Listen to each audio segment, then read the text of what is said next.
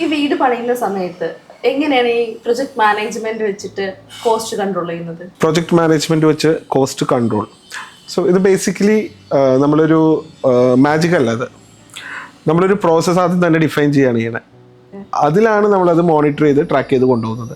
ഈ പറഞ്ഞ പോലെ പ്രൊജക്ട് മാനേജ്മെന്റ് കോസ്റ്റ് കൺട്രോളിങ്ങിൽ വളരെ ഒരു യൂസ്ഫുൾ ടൂളാണ് ആക്ച്വലി. നമ്മൾ ബേസിക്കലി ഒരു പ്രൊജക്ട് ഫീസിബിലിറ്റി സ്റ്റഡി ചെയ്യുന്ന സമയത്ത് തന്നെ നമ്മൾ ആദ്യം തന്നെ ചെയ്യണത് എന്തിനാണ്, ആ പ്രൊജക്റ്റ് അവിടെ ഫീസിബിൾ ആണോ അല്ലയോ. ഒരു പ്രൊജക്റ്റ് ഫീസിബിൾ ആവാൻ എന്തൊക്കെ കാര്യങ്ങളുണ്ടാവും ഫിനാൻഷ്യലി അല്ലെങ്കിൽ കോസ്റ്റ് വൈസ് എന്തൊക്കെയായിരിക്കാം. നമ്മൾ ബേസിക്കലി ഒരു പ്ലോട്ടിൽ വീട് വയ്ക്കുകയാണ്. ഞാൻ നേരത്തെ പറഞ്ഞ പോലെ തന്നെ ആ പ്രൊജക്റ്റ് കൊമേഴ്ഷ്യൽ ആണോ റെസിഡൻഷ്യൽ ആണോ.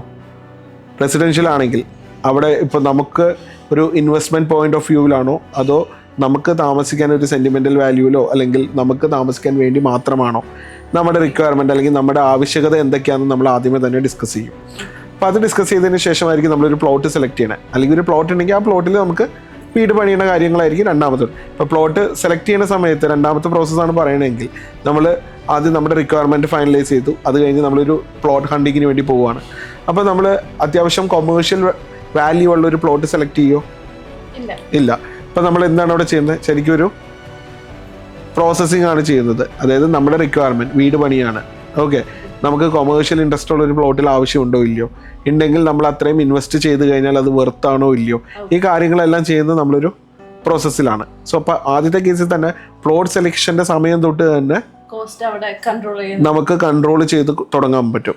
കാരണം നമുക്ക് പ്ലോട്ട് എന്ന് പറയണ അല്ലെങ്കിൽ ഒരു പ്രോപ്പർട്ടിയുടെ ഇൻവെസ്റ്റ്മെന്റ് എന്ന് പറഞ്ഞു കഴിഞ്ഞാൽ അത് അത്യാവശ്യം നല്ല വാല്യൂ ഉള്ള ലൊക്കേഷനിലൊക്കെ ആണെങ്കിൽ പ്രൊജക്ട് കോസ്റ്റിന്റെ ഓൾമോസ്റ്റ് ഇക്വലന്റ് ആയിട്ട് വരും. ഓക്കെ, അത്രയും തന്നെ ഇൻവെസ്റ്റ്മെന്റ് ഉണ്ട്. അപ്പൊ അവിടെ അത്രയും നമ്മൾ റെസിഡൻഷ്യലിന് വേണ്ടി സ്പെൻഡ് ചെയ്യണോ അതോ അവിടെ കൊമേഴ്ഷ്യലിൽ നമുക്ക് ചെയ്യുകയാണെങ്കിൽ അതിൻ്റെ ഉള്ള റിട്ടേൺ, ഇതെല്ലാം വളരെ ഇമ്പോർട്ടൻ്റ് ആണ് അവിടെ തന്നെ. സോ അവിടെ തന്നെ നമുക്കിത് ഡിസൈൻ ചെയ്യാൻ അല്ലെങ്കിൽ അവിടെ തന്നെ ഇത് നമുക്ക് ഫൈനലൈസ് ചെയ്യാൻ എളുപ്പമാണ്. ഓക്കെ, കാരണം നമ്മളിതെല്ലാം പ്ലാൻ ചെയ്യുന്നത് നമ്മുടെ ഒരു ബഡ്ജറ്റിൻ്റെ പുറത്താണ്. നമുക്കിപ്പോൾ ഒരു 50 lakhs ഉള്ള ഒരാൾ ഒരു 2 CR ഒരു പ്രൊജക്റ്റ് ഒരിക്കലും ഇനീഷ്യലി നമ്മൾ പ്ലാൻ ചെയ്യാനായിട്ട് ഫീസിബിലിറ്റി സ്റ്റഡിയിൽ സമ്മതിക്കില്ല. നമുക്ക് അവരുടെ ഒരു ബഡ്ജറ്റും, കാരണം ഈ പ്രൊജക്റ്റ് കഴിയുമ്പോൾ അവർ സ്മൂത്തായിട്ട് തന്നെ പോകണം. അപ്പോൾ അതിനനുസരിച്ചാണ് ഇതെല്ലാം പ്ലാൻ ചെയ്യുന്നത്. ഓക്കെ, രണ്ടാമത് നമ്മൾ ഇത് ഡിസൈനിങ് പ്രോസസ്സ് നടക്കുന്ന സമയത്ത് ഇതിൻ്റെ സ്പെക്ക്, അതായത് ബിൽഡിങ്ങിൻ്റെ ഡിസൈൻ, അതിൻ്റെ സ്പെക്ക്, ഓക്കെ, സോ അതിൻ്റെ മെത്തേഡ് ഓഫ് കൺസ്ട്രക്ഷൻ, ഇതെല്ലാം വളരെ ഇമ്പോർട്ടൻ്റ് ആണ് കോസ്റ്റിന് വേണ്ടിയിട്ട്. ഓക്കെ, ഇതെല്ലാം ആ ഒരു പ്രൊജക്ട് മാനേജ്മെൻറ്റ് പ്രോസസ്സിലാണ് പോകുന്നത്. ഇപ്പോൾ നമുക്ക് ഒരുപാട് ഫീച്ചേഴ്സ് ഉള്ള അല്ലെങ്കിൽ ഒരുപാട് സ്ലോ പ്രൂഫ്, ഒരുപാട് ഡിസൈനിങ് എലമെൻറ്റ്സ് ഒക്കെ ഉള്ളൊരു വീട് ഒരിക്കലും നമ്മളൊരു ബഡ്ജറ്റ് ആംഗിളിൽ വീട് പണിയാൻ ഉദ്ദേശിക്കുന്ന ഒരു ക്ലയൻറ്റിന് നമ്മൾ പ്രപ്പോസ് ചെയ്യില്ല. ഓക്കെ, സോ അത് ആദ്യമേ തന്നെ നമ്മൾ ഡിസ്കസ് ചെയ്യണം. അപ്പോൾ ഒരു പ്രൊജക്ട് മാനേജ്മെന്റ് ടീം അവിടെ ഉണ്ടെങ്കിൽ ആദ്യമേ തന്നെ അവരുടെ റിക്വയർമെന്റ്സ്, അവരുടെ ബഡ്ജറ്റ് ഇതെല്ലാം ഡിസ്കസ് ചെയ്തിട്ട് തന്നെയായിരിക്കും ഒരു ക്ലയൻറ്റിൻ്റെ അടുത്തൊരു ഡിസൈൻ ഓപ്ഷൻസും കാര്യങ്ങളും എല്ലാം ഡിസ്കസ് ചെയ്യുമ്പോൾ പറയുന്നത്, കൺവേ ചെയ്യുമ്പോൾ. സോ അതനുസരിച്ച് ആ ഡിസൈനിങ് ടീമിന് എളുപ്പമാണ് അതനുസരിച്ച് പ്ലാൻ ചെയ്യാൻ. കാരണം നമുക്ക് പല രീതിയിലൊരു കാര്യത്തെ ഭംഗിയാക്കാം. ഓക്കെ, ഒന്ന് ഒരുപാട് ഓർണമെന്റൽ ആക്കിയിട്ട് ഭംഗിയാക്കാം, അല്ലെങ്കിൽ ഒരു മിനിമലിസ്റ്റിക് സിംപ്ലിസിറ്റിയോട് കൂടി ഒരു കാര്യത്തെ ഭംഗിയാക്കാം. ഓക്കെ, ഇതെല്ലാം എന്താണോ നമുക്ക് വേണ്ടത്, എങ്ങനെയാണോ നമ്മളൊരു കാര്യത്തെ അപ്രോച്ച് ചെയ്യുന്നത് അതിനെ ഡിപ്പെൻഡ് ചെയ്തിരിക്കും. കാരണം പല രീതിയിൽ നമുക്കൊരു കാര്യത്തെ, ഈ വീടിനെ തന്നെ നമുക്ക് ഭംഗിയാക്കുകയും ചെയ്യാം, അതുപോലെ തന്നെ എലിവേഷൻ ഫീച്ചേഴ്സ് കൂട്ടുകയും ചെയ്യാം. ഒരുപാട് എലമെൻറ്റ്സ്, അത് ഓരോ ഡിഫറെൻറ്റ് സ്റ്റൈലിലാണ്. ഇപ്പോൾ ഒരു മിനിമലിസ്റ്റിക് സ്റ്റൈലിലോട്ട് വരികയാണെങ്കിൽ നമുക്കൊരു മിനിമൽ എലമെൻറ്റ്സ് കൊണ്ട് അങ്ങനത്തെ വീട് ആഗ്രഹിക്കുന്ന ഒരു ക്ലയൻറ്റിന് നമുക്ക് ചെയ്തു കൊടുക്കാം. അവിടെ ബഡ്ജറ്റ് അവരുടെ ബഡ്ജറ്റിൽ തന്നെ ഇരിക്കും. ഒരുപാട് ഓർണമെന്റൽ ആക്കി കഴിഞ്ഞ് കഴിഞ്ഞാൽ കാണാൻ ഭംഗിയായിരിക്കും ആ ഒരു ക്ലയൻറ്റിൻ്റെ വ്യൂവിൽ. ബട്ട് അതിനുള്ളൊരു ബഡ്ജറ്റും കാര്യങ്ങളും പ്ലാൻ ചെയ്യണം. പിന്നെ സ്പെക്ക്, ഈ സ്പെക്ക് എന്ന് പറഞ്ഞാൽ പല രീതിയിൽ നമുക്ക് ചെയ്യാം. നമുക്ക് ഏറ്റവും ബെസ്റ്റ് ഇതെന്ന് പറഞ്ഞാൽ ലോക്കലി അവൈലബിൾ മെറ്റീരിയൽസും കാര്യങ്ങളും എല്ലാം വെച്ച് ചെയ്യുകയാണെങ്കിൽ അതിൻ്റെ റേറ്റ് കുറയും. പിന്നെ ഡിസൈൻ, നമുക്ക് പല രീതിയിലുള്ള ഫുട്ടിങ്സ്, പല രീതിയിലുള്ള ഫൗണ്ടേഷൻസ്, പല രീതിയിൽ ഓഫ് മെഷീനറീസ്.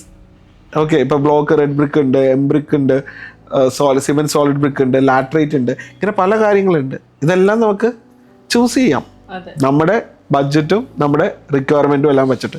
അതുപോലെ തന്നെ ഫ്രെയിം സ്ട്രക്ചറായിട്ട് ഡിസൈൻ ചെയ്യാം, ലോഡ് ബെയറിംഗ് വാൾസ് ആയിട്ട് ഡിസൈൻ ചെയ്യാം. ഓക്കെ, ഇതെല്ലാം ബഡ്ജറ്റ് അങ്ങോട്ടും ഇങ്ങോട്ടും നല്ല രീതിയിൽ വ്യത്യാസങ്ങളുണ്ട്. അതിൻ്റേതായ തന്നെ അഡ്വാൻറ്റേജസും ഡിസഡ്വാൻറ്റേജസും ഉണ്ട്.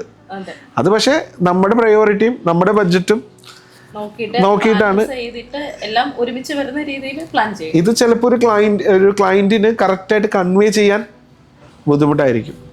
അതേസമയം ഒരു പ്രൊജക്ട് മാനേജ്മെന്റ് പ്രോസസ്സിലാണ് പോകുന്നതെങ്കിൽ ഇവർക്ക് കറക്റ്റായിട്ട് കൺവേ ചെയ്യാൻ പറ്റും. കാരണം ഇവരൊരു കാര്യത്തെ സ്റ്റഡി ചെയ്തിട്ട് ഒരു പ്രോസസ്സിലാണ് അതിനെ നോക്കുന്നത്.